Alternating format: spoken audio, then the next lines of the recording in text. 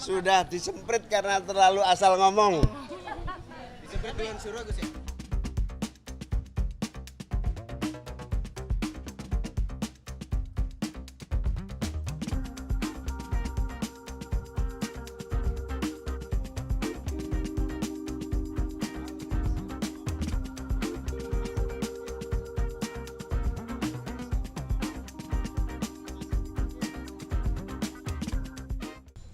Selain pilpres ya.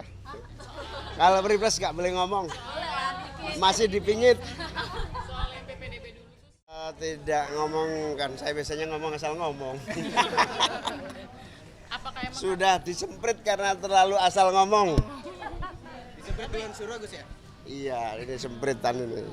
Tapi itu Gus, karena sudah deal sebagai cawapresnya Pak Prabowo, biar nggak di cawe-cawe pihak lain atau gimana juga nih Gus? Nggak tahu.